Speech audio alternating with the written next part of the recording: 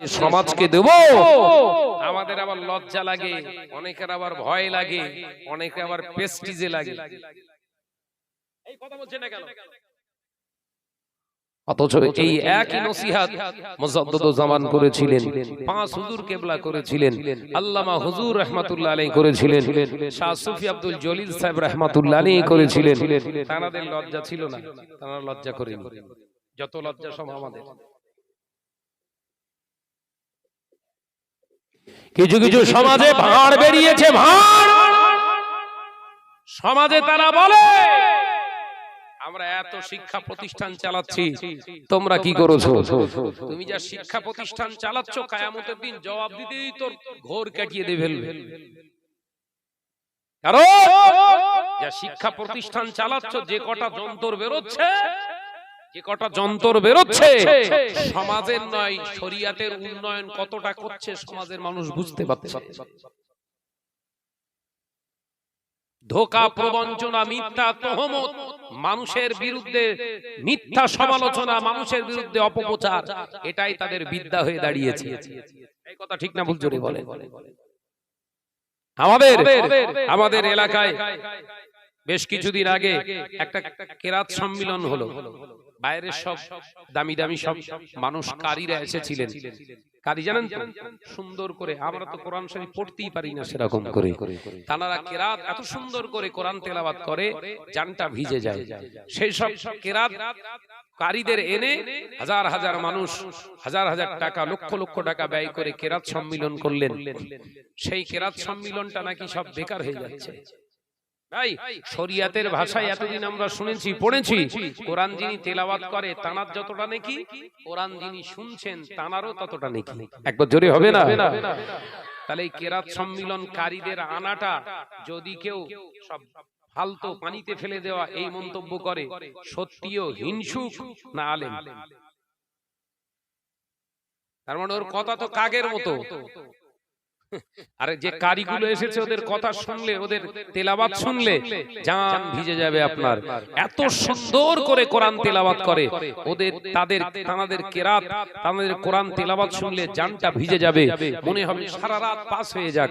জি, তাদের যোগ্য আসনে তাদেরকে বসানো, তাদের টান ঢং, তাদের পড়ার মাখরাজ এত সুন্দর, তাদের তেলাওয়াত শুনে এই সাধারণ মানুষগুলো হয়তো ওই মুহূর্তে 2 ঘন্টার জন্য কি 4 ঘন্টার জন্য প্রোগ্রামে শিখতে পারলো না, কিন্তু এই 4 ঘন্টা প্রোগ্রামে বসে কিছুটা তাও হলেও গোনা থেকে বেঁচে কিছু তো নেকির পাল্লা ভারী করতে পেরেছে।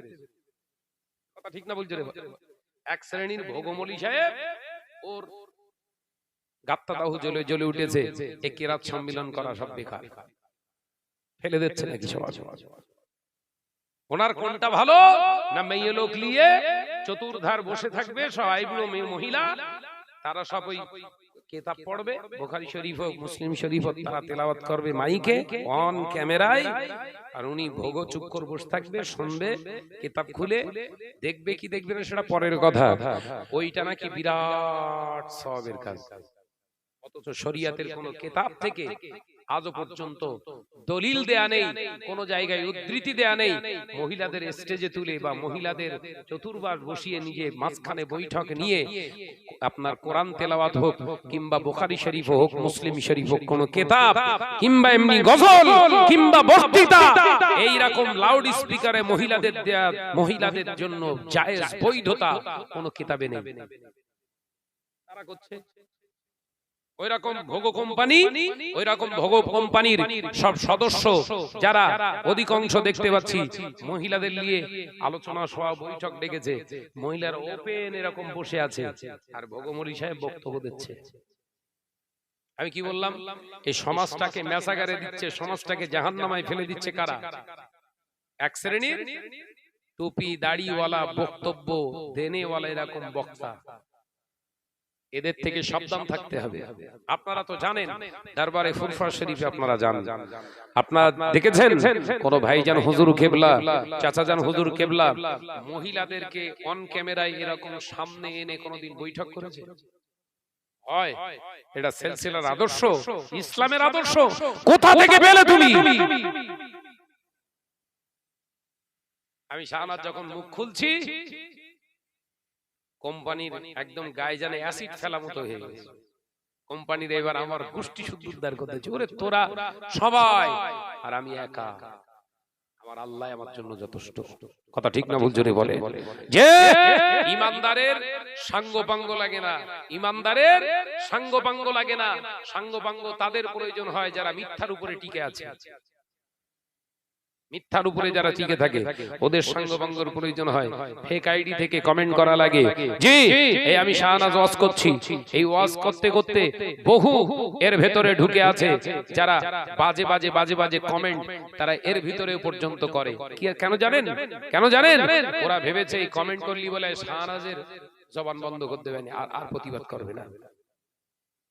ভাইরা, আমার নজনেরা, যুবকেরা, ছেলেরা, বাচ্চারা, এ মুরব্বিয়ান ঘরেরা, পর্দানিশীনা মা বোনেরা, শুনে রেখে দি, এই কণ্ঠ, এই প্রতিবাদী কণ্ঠটা আমার নয়, এই প্রতিবাদী কণ্ঠটা আল্লাহর নবীর, দয়ার নবী রাহমাতাল লিল আলামিন, তিনি আমাদেরকে দান করে গেছে। আল উলামা ওয়ারাসাতুল আম্বিয়া, নবীর উত্তরসূরি হলো আলেমেরা। প্রতিবাদ করতেন নবী, প্রতিবাদী ভাষা শিখিয়েছে কে? আল্লাহর রাসূল আমাদেরকে শিখিয়ে গেছে। আমরা যদি সেই কিতাব পড়ে মাওলানা মলি সাহেব নিজেদেরকে জাহির করি, অবশ্যই বাতিলের বিরুদ্ধে গর্জে ওঠা আমাদের জন্য ফরজ মনে করব। এই কথা ঠিক না ভুল জোরে বলে। আজকে মুসলিম সমাজ ধোঁকা খাচ্ছে, ধোঁকা খাচ্ছে। সমাজ কিভাবে নষ্ট হচ্ছে ধারণা করতে পারবেন না, কিভাবে ধোঁকা দিচ্ছে সমাজকে। ব্যানারে রেখে দিয়েছে দাদা হুজুর জিন্দাবাদ, আর অন্তরে রেখেছি আমি হুজুর জিন্দাবাদ। কথা বুঝাচ্ছেন? ব্যানারে আছে দাদা হুজুর জিন্দাবাদ, আর ভেতরে আছে আমি হুজুর জিন্দাবাদ। ব্যানারে থাকবে দাদা হুজুর, বসিয়াট হুজুর, ভাঙড়ের হুজুর, ওই ব্যানারে থাকবে, ভেতরে নয়। ভেতরে থাকবে এদেরকে ভুল ড্রাইভেট করে, ভুল বুঝিয়ে নিজের প্রতি আকৃষ্ট করে নিজেই যেন একটা টিম তৈরি করতে পারে। দেখবেন কিছু কিছু মৌলী সাহেবের লক্ষণ এরকম দেখা যাচ্ছে সমাজে। আমরা তাদের থেকে সাবধান থাকবো, তাদের প্রবঞ্চনা ধোঁকা থেকে আল্লাহ আমাদেরকে হেফাজত করেন, বলুন আমিন। আরো জোরে বলি আল্লাহুম্মা আমিন। যুবকেরা, ছেলেরা, বাচ্চারা, পর্দানিশীনা মা বোনেরা, আল্লাহ নবী দোজাহানের বাদশা হাবিবুল্লাহকে, নবী জনাবে মুহাম্মদুর রাসূলুল্লাহ সাল্লাল্লাহু আলাইহি ওয়াসাল্লাম পাক জবানে জানিয়ে দিলেন। আজকে সেই চিত্রটা সমাজে আমরা দেখতে পেয়েছি। এ নজরেরা, যুবকেরা, যে নারীগুলো আপনার বেহায়াপনা করে এমনি করে দেখতে পাওয়া যায়, লাইকে সঞ্জারা করছে, কিয়ামতের দিন ওদের বিরুদ্ধে, ওই নারীদের বিরুদ্ধে আল্লাহ নবী দাঁড়াবে। এ নজরেরা, যুবকেরা, ছেলেরা, বাচ্চারা, আমি যে আলোচনা আপনাদের বোঝাচ্ছিলাম, আল্লাহ নবীর কোলে যারা সাহাবীকে রাসূলুল্লাহ বললেন, যাও মা, সন্তানটা প্রসব হোক, সন্তানটা ভালোভাবে দুনিয়ায় আসুক, দুনিয়ায় আসার পরে অবশ্যই তোমার হদ জারি করা হবে, অর্থাৎ পাথর মেরে মেরে, পাথর মেরে তোমাকে অবশ্যই তোমার লক্ষ্যে পৌঁছে দেয়া হবে।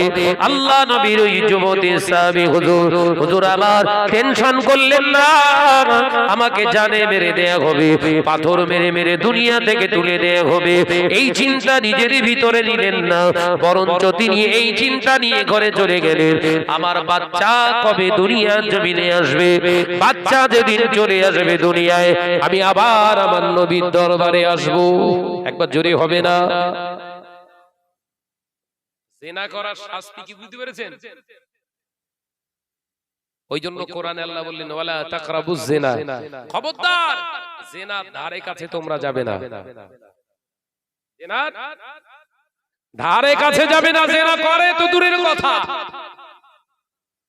আজকে আমাদের ঘরে ঘরে, আজকে আমাদের ঘরে ঘরে এগুলো শুরু হয়ে গেছে। জলসাকে কেন্দ্র করে আজকে সারা দিন, সেই দুপুর থেকে শুরু করে একটা সুপার মার্কেট বসেছে। কথা বলছেন না কেন? বলেন না, হ্যাঁ না বলবেন তো। জলসাকে কেন্দ্র করে সুপার মার্কেট বসেছে, সেই সুপার মার্কেটে যা কেনা বেচা হয়েছে, যত কেনা বেচা হয়েছে তার থেকে বেশি দেখা খদ্দের বেশি হয়েছে না? যদি ঠিক মতো কেনা বেচা হতো, কারুর ওই দোকানে মাল থাকতো না। বলতে গেলেই বলে শাহনাজ ভাই বিরাট উল্টো পাল্টা বলে। সেই গোদা বাংলা একটা কথা আছে, রদ দেখাও হলো, কলা বেচাও হলো। আজকে এই জলসাকে কেন্দ্র করে বহু ঘরে জামাই দাওয়াত পেয়েছে না? বউতে বোন, বউতে ভাই, খালাতো বোন, খালাতো ভাই, শালি, শালা, ওরাই এসে এলাকা তছনছ করে ফেলেছে। খবর লাও গে যাও। যে কটা জামাই এসেছিল, অধিকাংশ জামাই, সবাইকে দোষ দেওয়া তো গুনার কাজ, তবে অধিকাংশ জামাইয়ের খসলত হলো ও নিজের স্ত্রীকে নিয়ে শাশুড়ির বাড়ি এসেছে, শ্বশুর বাড়ি এসেছে জলসা শুনবে বলে, বাড়িতে বউকে রেখে আইবুড়ো শালিকে নিয়ে ওই বাজারে ঘুরছিল। কথা বলছে না কেন ভাই? ওর হক উচিত ছিল কি নিজের বিয়ে করা স্ত্রীর হাত ধরলে অন্তত ঘোরা? কথা বলছেন না কেন? টেনশনে পড়ে গেছে। হ্যাঁ, এটাই দরকার ছিল তো, কিন্তু না, বউ ও রিজার্ভেশন করা, টেনশন। তুই চ, সেলিমা, জাহেরা, ফাতেমা, হাজেরা, এরা সব হাত ধরলে ঘুরছে। আর 18-20 বছরের যুবতী মেয়ে, বড় মেয়েটার থেকে দেখতে ভালো মেজে মেয়েটা, তারা কোনো বিয়ে হয়নি। বোনায়ের নিয়ত ঠিক থাকবেন তো? হাকিকাতটা বলছি বলে বড় কষ্ট হচ্ছে না? ওরা হাত ধরে নিয়ে আর বাজারে গিয়ে বলছে, বল আজকে তুই কি খাবি বল। গায়েরাম বাড়ি মেরতে আজকে যা খাবি, যা চাবি তাই দেবো। শরিয়ত বলছে যে হাত দিয়েছে গায়ে, ও বোনায়ের হাত রেখে কেটে ফেল, এক কোপের হাত কেটে ফেল। রাগ হচ্ছে? সবারই তো কথা, জায়গায় ঘা পড়তেছে যে আমি একটু চা খাচ্ছি, খাবো যে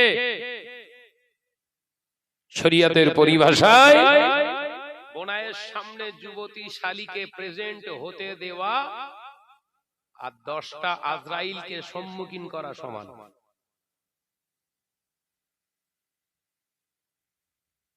যে মালিকাল মউত জান যে কবজ করে, ও দেখলি ভয় লাগে না আনন্দ হয়? আজরাইলের চেহারা, আজরাইলের মালিকাল মউতের চেহারা দেখে অনেকেই মৃত্যু যন্ত্রণায় পেশাব পায়খানা করে ফেলছে। আমার নিজের চোখে দেখা। তার থেকে 10 গুণ ভয়ানক বোনাই, সেই বোনাইয়ের হাত ধরে ঘুরছে শালী। কথাটা হাকিকাত তো নাকি? ও নজনেরা, যুবকেরা, ছেলেরা, বাচ্চারা, পর্দানিশীরা, মা বোনেরা, নবীর জামাতা ছিল। আল্লাহ নবী নিজের জামাতাদের কোন রকম ত্রুটি করেন না। নিজের কন্যা যুবতী মেয়ে ফাতেমা, আম্মা জান হযরতে ফাতেমা রাদিয়াল্লাহু তাআলা আনহা, দয়ার নবীর দরবারে যখন হযরতে উসমান ইবনে আফফান দুলাভাই যখন আসতেন, আল্লাহ নবী কখনো নিজের কন্যাকে একবারের জন্য পাঠাতেন না। ও কন্যা ফাতেমা, তোমার দুলাভাই এসেছে, যাও তোমার দুলাভাইয়ের এক গ্লাস পানি দিয়ে এসো, শরবতটা দিয়ে এসো, কিংবা খোরমা দিয়ে এসো, নাস্তা দিয়ে এসো। আল্লাহ নবী বরঞ্চ বলতেন, ও ফাতেমা, তোমার দুলাভাই এসেছে, পর্দার আড়াল থেকে একবার সালাম দাও। ওই সালামটা দেওয়ার পরে খবরদার তার সামনে আর যাবে না, কারণ বোনাই হলো আজরাইলের থেকে ভয়ঙ্কর শারীরিক আছে। ও আমার ফাতেমা চলে যাও, তোমার দুলাভাইয়ের খাবার তুমি প্রস্তুত করো, আমি নবী মুহাম্মদুর রাসূলুল্লাহ সাল্লাল্লাহু আলাইহি ওয়াসাল্লাম নিজে হাতে করে পরিবেশন করি। জোরে বলো সুবহান। শালীর সম্মুখীন বুনাইকে হতে দেওয়া শরীয়তে জায়েজ নাই।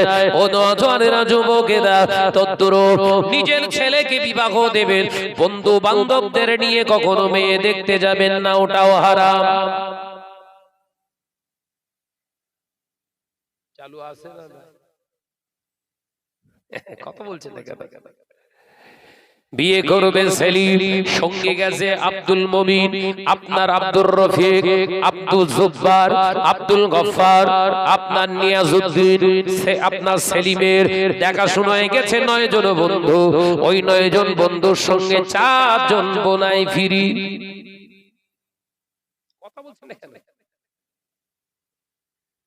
কজন ফিরি? 4টে বোনাই ফিরি। এখন ভাই ওই 4 জন বোনাই আর ওই 9 জন বন্ধু, টোটাল কত হয়েছে? 13। আর সেলিম নিজে 14 জন মিলে দেখাশোনা হয়ে গেছে। মেয়ের বাপ দেখে বলতেছে, আল্লাহ আজকে বিয়ে হবে নাকি? দেখাশোনা হচ্ছে, হতে হতে হতে হতে আব্দুল জুব্বারের মন পছন্দ হয়ে গেছে ওর জন্য। দেখতে গেছে কার জন্য? সেলিমের জন্য। আব্দুল জুব্বারের পছন্দ হয়ে গেছে ওর নিজের জন্য। দেখে টেকে এসে বলছে, আমি একটু বাথরুমে যাচ্ছি, তোরা বস বস বলে বাথরুমে জামাত নাও করে ওই সাইডে গিয়ে মেয়ের বাপকে বলছে, দেখুন আমার ছোটবেলার বন্ধু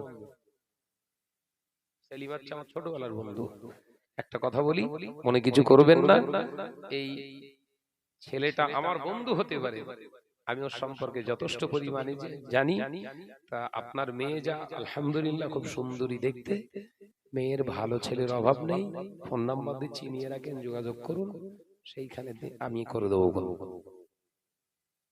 আসার সময় সেলিমকে বলছি, দেখ সব ঠিক আছে, ওদের পরিবেশটা আমার ভালো লাগে।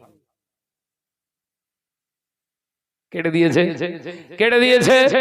সেলিম জানে পরিবেশ ভালো না, বন্ধুরা যখন বলছে হবে না, 1.5-2 মাস পরে দেখা যাচ্ছে ওই জুব্বার বে করে বসে দিয়েছে। কথা বলছেন না কেন? কত প্রমাণ নেবেন?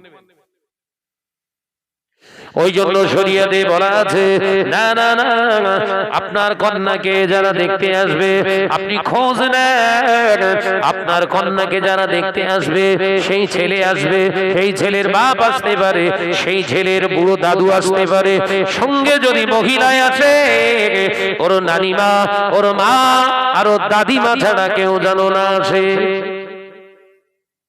সঙ্গে করা 4টে বোনা। আমার বইয়ের দেখাশোনায় আমার বোনাইরা গিয়ে দেখে বউর চকচকে ফর্সা, ভালো মজা হয়। ওরে বোনাই নে কুকুর, ওকে নিয়ে যাওয়া হারাম।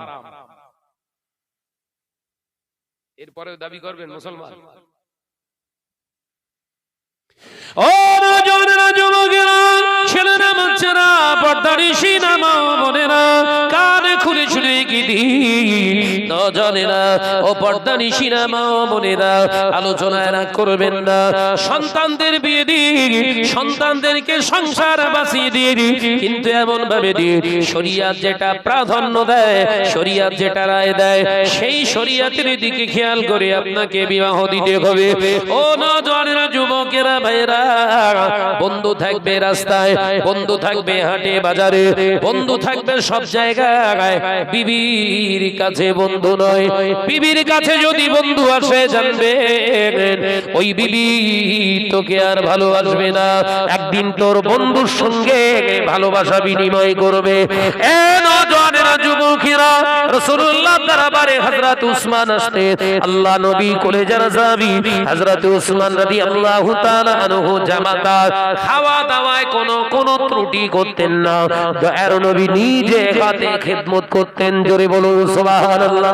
শরীয়তে পরিষ্কার ভাবে বলা রয়েছে, বাড়ি আপনার জামাই আসুক, আপনার জামাইকে যদি সত্যি খাবার পৌঁছে দিতে হয়, বাড়িতে যদি কোনো পুরুষ না থাকে, আপনি শাশুড়ি সুন্দর একটা হেজাবি অবস্থায় হেজাব পরিধান করে হেজাব নিজের শরীর চেহারাকে ঢেকে আর ওই জামাইয়ের সামনে খাবারগুলো উপস্থিত করিয়ে দাও, এটা তোমার জন্য বৈধ আছে। কোন মতে বৈধ নয় আপনার যুবতী মেয়ের দ্বারা তার খেদমত করানো। আছে সব আছে, শুধু গরুর গোশ আছে, গরুর গোশ, চর্বিওয়ালা গোশ খাচ্ছে আর বলছে উফ, এইরকম গোশ না হলে হয়। যে গোশ জন্মের খাওয়া খাচ্ছে আর মনে করছে পাকা মুসলমান পাকা। ও নওজোয়ান যুবকেরা, ছেলেরা, বাচ্চারা, আল্লাহ নবী কলিজার জামাতা হযরতে উসমান রাদিয়াল্লাহু তাআলা আনহুকে প্রশ্ন করা হয়েছিল, ও নবী পাকের জামাতা হযরতে উসমান ইবনে আফফান রাদিয়াল্লাহু তাআলা আনহু, দয়া করে একবার বলুন, আল্লাহ নবী সাহাবী, আপনি তো নবী পাকের জামাতা, নবীর দুটি কন্যাকে আপনি বিবাহ করেছেন, আল্লাহ পাক আপনার মর্তবা জুন্নুরাইন উপাধি দিয়েছে, আপনি বলুন আম্মা জান ফাতেমা সম্পর্কে আমাদের একটু জানা।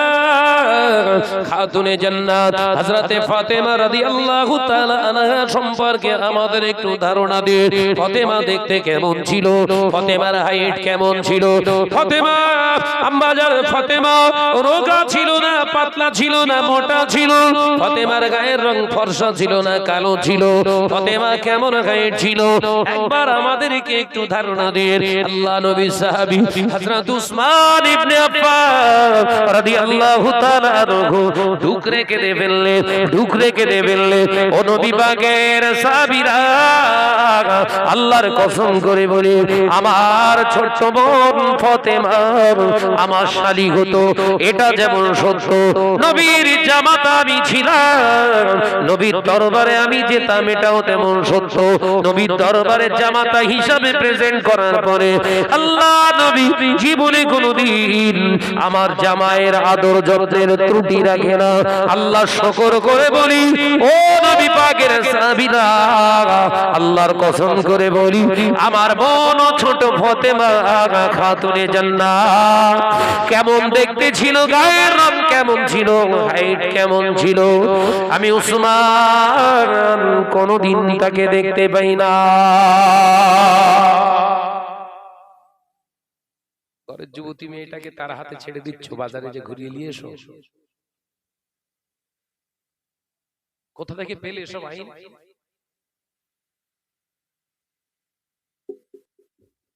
সমাজকে আর কত নয়, ইসলামকে কত আর ধোঁকা দেবে।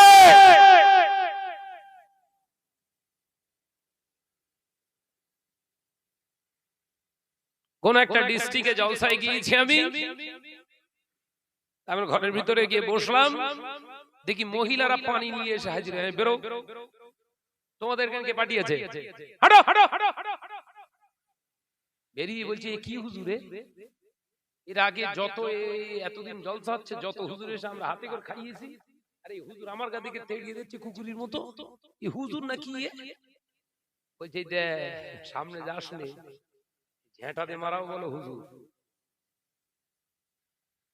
তাহলে সেই কৃষ্টি কালচার জলসা দিচ্ছে, সেই কৃষ্টি কালচার, সেই আদর্শের আলোচনা ওরা জীবনে পায়নি। কথা বুঝতে পারছেন না? মহিলা বেগানা নারী আমার সামনে পানি এনে দেবে, ভাত এনে দেবে, তরকারি এনে দেবে, খাবার এনে দেবে, আর আমি কপ কপ করে খাবো। নবীর ওয়ারিস নাকি?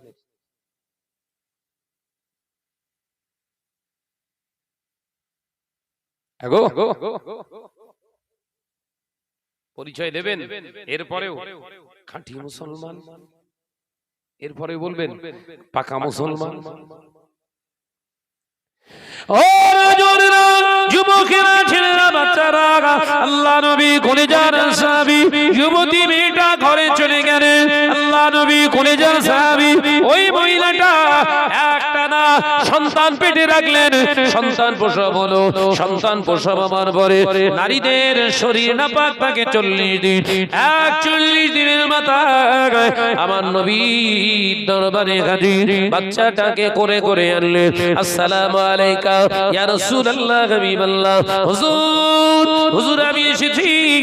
কে মা? আমি সেই মহিলা, আমি সেই মহিলা যুবতী অবস্থায় জেনা করার, ব্যভিচার করার কারণে আমার গর্ভে সন্তান এসেছিল। ইয়া রাসূলুল্লাহ, হাবিবাল্লাহ।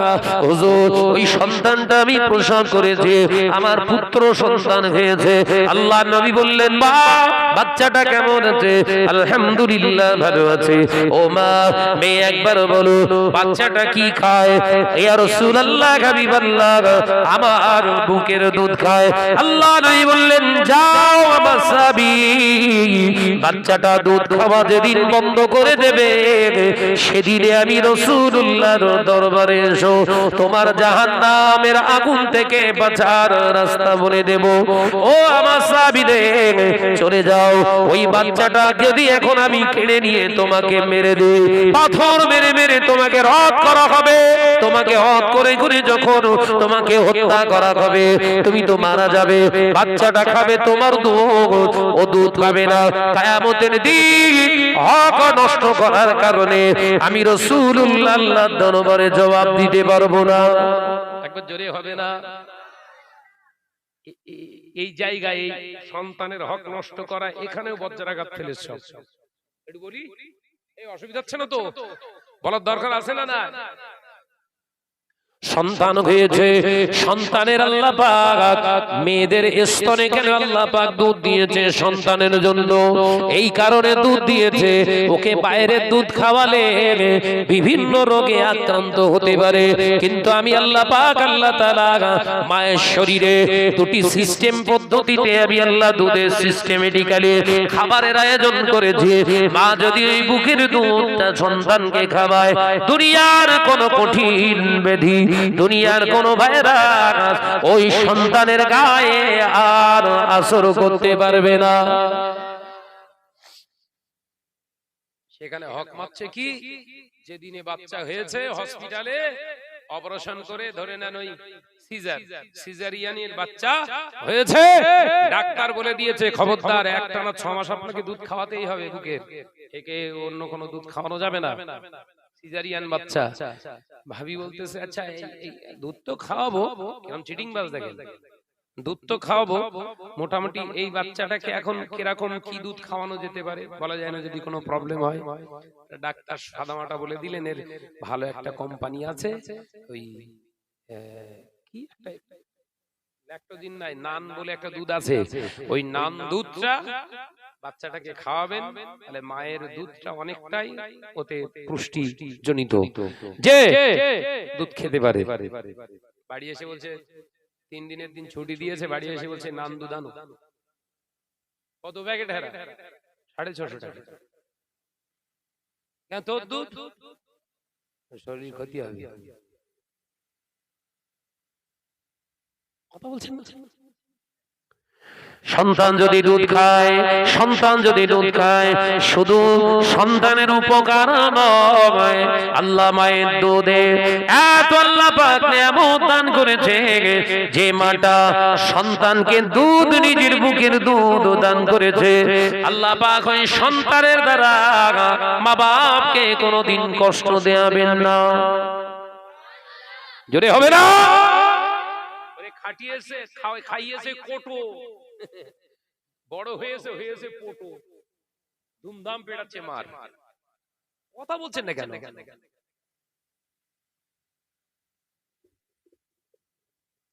যে সন্তানকে কোটো না খাইয়ে জলঞ্জলিতে দিয়ে এখন সন্তানের কাছ থেকে ভালোবাসা অর্জন করতে যায়।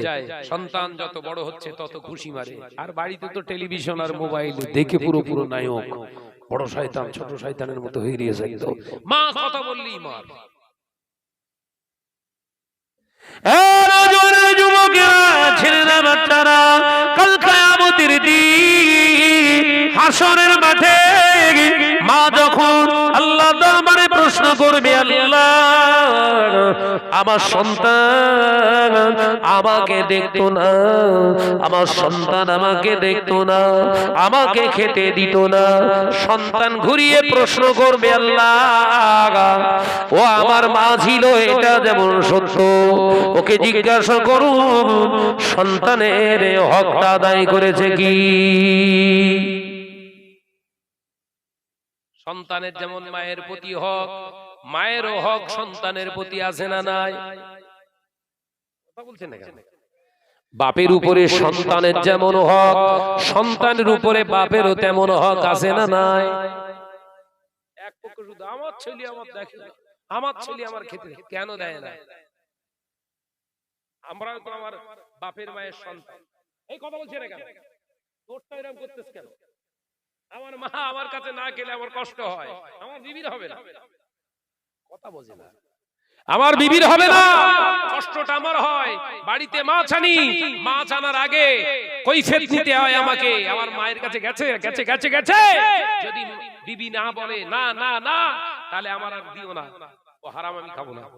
আমার টাকায় কেনা, আমার পরিশ্রমে আমি নিজে গিয়ে কিনে এনেছি বাজারে, আমার মুখে তুলতে আমার নিজের কষ্ট হয়।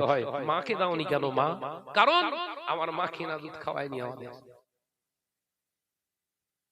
কথা বুঝতে পারছেন না? তোমার ছেলে তোমাকে খেতে দিচ্ছে না, বইয়ের কথা শুনে লাথি মারে, বইয়ের কথা শুনে তোমার উপরে চড়াও হয়, তার কারণটা কি? কোটো মেরেছো, কোটো। কথা বুঝতে পারছেন না? মেরেছো কোটো, এবার তুমি ছোট।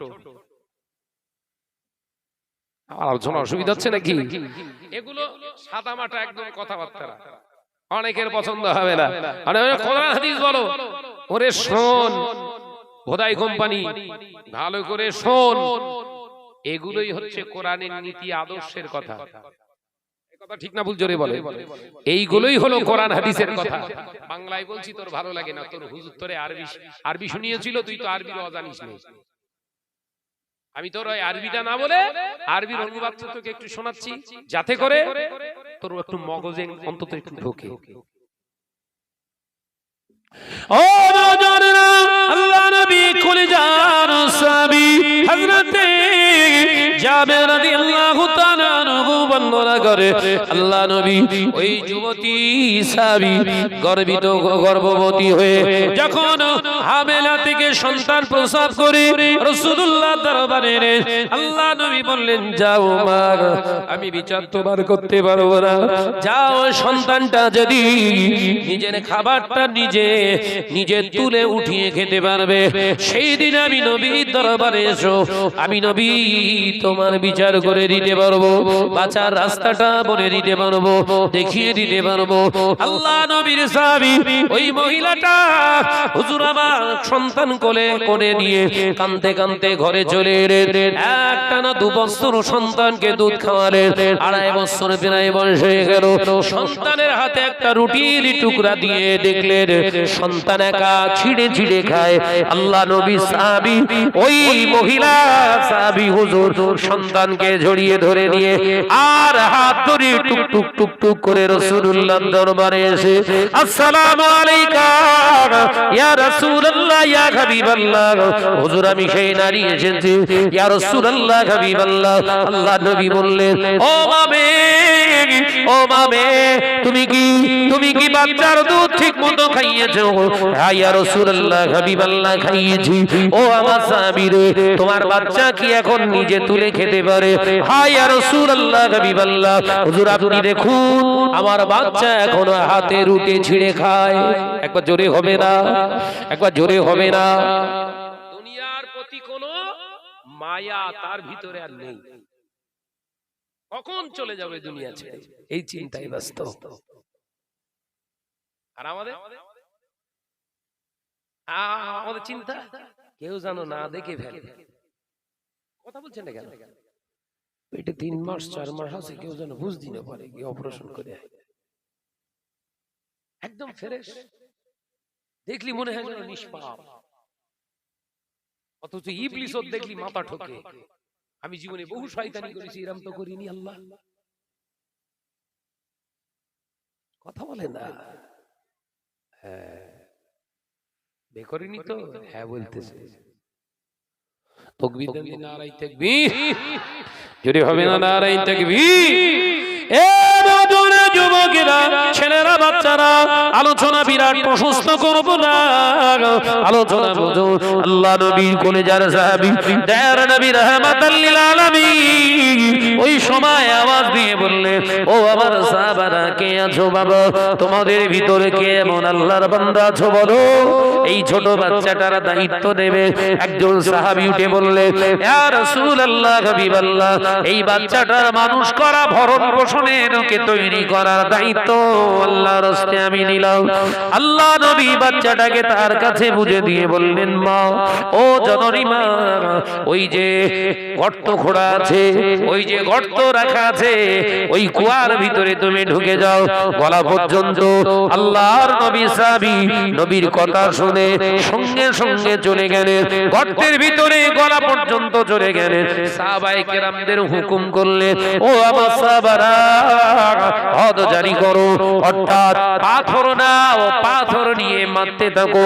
মাথা লক্ষ্য করে নবী সাহাবীরা মারতে লাগলেন, পাথর জুড়ে জুড়ে, পাথর জুড়ে জুড়ে। আল্লাহ নবীর একজন সাহাবী মোটা পাথর মারলেন, সাহাবী হুজুরের কপালে লেগে গিয়ে কপালটা ফেটে গিয়ে ফটকা রক্ত বের গিয়ে ফিনকি রক্ত দিয়ে হযরতে পাশে দাঁড়িয়ে ছিল ওমর, ওমরের গায়ে এসে বলল, হযরতে ওমর ইবনে আব্দুল্লাহ, আল্লাহ নবীর সাহাবী, আল্লাহু আকবার বলে জমিনে পড়ে গেলেন। জমিনের উপরে বসে পড়লেন। আল্লাহ নবী সাহাবী এই বসে পড়া দেখে আল্লাহ নবী প্রশ্ন করলেন, ও আমার সাহাবী ওমর ইবনে আব্দুল্লাহ, কি ব্যাপার? ও আব্দুল্লাহ ইবনে ওমর, তুমি কেন বসে পড়লে? আল্লাহ নবী সাহাবী কেঁদে কেঁদে বলেছিলেন, ইয়া রাসূলুল্লাহ, হাবিবাল্লাহ, একজন ব্যভিচারিণী নারীর গায়ের রক্ত, একজন ব্যভিচারিণী নারীর গায়ের রক্ত আমি আমার গায়ে পড়েছে, না জানি আল্লাহ আমার প্রতি কত অসন্তুষ্ট হয়ে যাবে, এই ভয়ে আমি ওমর বসে পড়েছি। আল্লাহ নবীর সাহাবীর কত জোরে নবী বলেছিলেন, ও আব্দুল্লাহ ইবনে ওমর, বাবা ভুল করো না, বাজে মন্তব্য করো না। আজকে যে নারীটা কোরআনের বিধান মেনে নিয়েছে, অপরাধ স্বীকার করে নিয়েছে, ওকে আর অপরাধী বলো না, ওকে আর অপরাধী বলে জিনা ব্যভিচারিণী বলে তাকে অপবাদ দিও না, কারণ সে আল্লাহর কোরআনের বিধানকে মেনে নিয়ে অবশ্যই তিনি দুনিয়ার জমিনে শাস্তি মাথা পেতে মেনে নিয়েছে। ও আমার সাহাবীরা, এখন তাকে আল্লাহর জান্নাতি তালাশিনী মহিলা বলে ডাকো। আরো জোরে বলুন সুবহানাল্লাহ। অপরাধ করেছে, অপরাধ করার পরে যখন নত স্বীকার করে শাস্তিটা মেনে নিয়েছে কোরআনের বিধান, তাকে আর অপরাধী বলা যাবে না। কিন্তু আজকে সমাজে কিছু কিছু মানুষের লক্ষ্য করা যায়, 6 বছর আগে কোন একটা কারণে হয়তো চুরি করে ফেলেছে, সেই চুরির আওয়াজটা বুড়ো বয়সেও শুনছে চোর। বলি না কোন মানুষ কোন সময় একটা পাপের কাজ করেছে, সেই পাপের কাজটা খেয়াল করলে দেখা যায় সেই দিনে করে সে হয়তো তওবা করেছে। আমি আপনি তাকে ওই সেই পাপের খোঁটা দিয়ে তাকে আমরা ডাকছি, ওর গুনাহ হয়নি বলা হয়? গুনাহগার এই যেই কজন ডাকছে ওই পুরাতন পাপের কথা তুলে এদের গুনাহ হচ্ছে। এই জ্ঞান আমাদের নেই, আমরা দিব্য চালিয়ে যাচ্ছি। হাকিকাত তো তাই নাকি? আল্লাহ তওবার দরজা রেখেছেন না রাখিনি? তাহলে যে মানুষটা অন্যায় করেছে অনুশোচনায় সে যদি আল্লাহর দরবারে একবার ইস্তিগফার করে, আমার আল্লাহ বললেন পাহাড় সমূহ গুনাহকে আমি আল্লাহ আমার গফুর রহিম নামের ওসিলায় ক্ষমা করতে ভালোবাসি। একবার জোরে বলুন সুবহানাল্লাহ। তুমি তার সেই পাপের কথা তুলে ডাকার অধিকার তোমার কে দিয়েছে? বাইরে আমার সোনার মানিকেরা, আলোচনা করতে করতে একটি কথাই বোঝাতে চাইলাম, দুনিয়া থেকে আমরা সকলেই একদিন চলে যাব। যাব না? যাবার আগে কবরের সংবাদটা নিয়ে যাওয়া ভালো। কবরে সংবাদটা আমাদের নিয়ে তারপর কবরের দিকে রওনা হওয়া ভালো। কারণ যে ঘরটা আমি দেখিনি, যে ঘরটা সম্পর্কে আমার জ্ঞান নেই, ওই ঘরে যে বসবাস ঠিক মতো হবে কিনা সেই প্রিপারেশন আমার প্রস্তুতি নিতে হবে না? হবে না? কলিকাতায় একটা ফ্ল্যাট, ওই ফ্ল্যাটে আমি ফ্ল্যাট কিনেছি, ওই ফ্ল্যাটটা আমি এখনো দেখিনি, ওই ফ্ল্যাটটায় আমার যেতেই হবে। কিন্তু যাওয়ার আগে আমার তো আসবাবপত্রগুলো ভালো করে সে গুছিয়ে নিয়ে তবে ঢুকতে হবে। হবে না? হবে না? না, ফ্ল্যাট কিনেছি মানে গিয়ে শুয়ে পড়লি হবে না। এই ঠান্ডার রাত গিয়ে দেখছি বিছানাও নেই, ক্যাঁথা কম্বলও নেই, ফ্ল্যাট আমার। তা তোমার থাকো, সারা রাত মেজের উপরে বসে ঠান্ডা ভোগ করে সকালবেলা থেকে কাশি শুরু হলো, দুদিন পরে পরীক্ষা করে বলছে তোমার নিউমোনিয়া হয়েছে। কত ঠিক না ভুল জোরে বলেন না? চিন্তা করছি ফ্ল্যাট আমার নিউমোনিয়া হলো কেন? ফ্ল্যাট আমার নিউমোনিয়া হবে কেন? ডাক্তারে বলছে আপনি ফ্ল্যাট কিনেছেন, শয়ন করেন কোথায়, শুতে যান কোথায়, শুয়ে থাকেন কোথায়? বলে সে বেড ফেড কিছু নেই, বিছানা টিছানা কিছু নেই, এমনি গিয়ে শুয়ে থাকি তো। বলে যাও, তোমারও ট্রিটমেন্ট করলে হবে না, কলেরা হবে, চল যাও। কথা বুঝতে পারেননি? অর্থাৎ ঘর যখন তৈরি আছে, ঘর তৈরি আছে না নেই, খবর আসবাবপত্র গুলো আছে, মাল নেতাই যেতে হবে। কথা বুঝে না কেন? আসবাবপত্র গুলো যুবকেরা, ছেলেরা, বাচ্চারা, পর্দানিশীনা মা বোনেরা, আসবাবপত্র যদি পেতে চান, আসবাবপত্র যদি নিয়ে যেতে চান, আল্লাহ নবী পাক ব্যাপারে জানিয়ে দিলেন, বেশি বেশি বেশি বেশি সত্যের উপরে জীবন যাপন করো। ও নওজওয়ানেরা, যুবকেরা, ছেলেরা, বাচ্চারা, কবরের খোরাক হলো দান সদকা, কবরের খোরাক হলো নামাজ, কবরের সুন্দর ফিরাসন বিছানা হলো তোমার পাক ও পবিত্রতা। তুমি তোমার জীবনটা সুন্দর করে আদর্শ নবীর চরিত্র অনুযায়ী গঠন করো, সত্যের উপরে জীবন চালাও, নামাজ পাঁচ ওয়াক্ত পড়ো, কোরআন তেলাওয়াত দিয়ে থাকো। ও নওজওয়ানেরা, যুবকেরা, দান সদকা যতটা পারবে হালাল মাল থেকে করবে। আমার আল্লাহ আপনার কবরটাকে কবর বলে গ্রাহ্য করবেন না। আমার আল্লাহ পাক আল্লাহ তাআলা কবরটাকে সুন্দর সুসজ্জিত জান্নাতি ফ্ল্যাট বানিয়ে দেবে। আরো জোরে বলো সুবহানাল্লাহ। গরম কি শীত, গরম কি ঠান্ডা, বর্ষা কি আপনার গ্রীষ্ম, কোন কাল কোন ঋতু আমার আল্লাহ দেখবে না। বেহেশতের হাওয়া, বেহেশতের রাজ নিয়ামত আমার আল্লাহ বেহেশত থেকে দরওয়াজা খুলে দিয়ে কবর পর্যন্ত পৌঁছে দেবে। সারা কিয়ামত পর্যন্ত তোমাকে আমার আল্লাহ পাক এয়ার কন্ডিশনের থেকে ভালো জায়গা করে দেবে। দুনিয়া ও মাজরাতুল আখিরাত হাদিসটি পড়েছিলাম না পড়িনি? গুছিয়ে নেওয়ার জায়গা, গুছিয়ে নিয়ে যাবার জায়গা হলো এই দুনিয়া। এই দুনিয়া থেকে গুছিয়ে নিন আর থাকার জায়গা হলো কবর। কবরে থাকার জন্য প্রিপারেশন নেন, প্রস্তুতি নেন।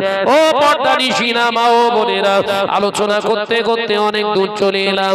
আপনাদের ভাই আমি মোহাম্মদ শাহনওয়াজ বললাম, আজকে আলোচনা প্রসঙ্গে প্রাসঙ্গিকতা যেটা আমি রেখেছিলাম, সূত্রে যারা লাইগেশন করে, যারা এমনি করে বন্ধন গ্রুপ করেছেন, আপনার গ্রুপ লোন নিয়েছেন, যারা এমনি করে মহিলা সমিতির সঙ্গে জড়িয়ে আছেন, যারা, আমি সব থেকে একটি শেষ ফয়সালা আপনাদেরকে শুনিয়ে দিয়ে যায়।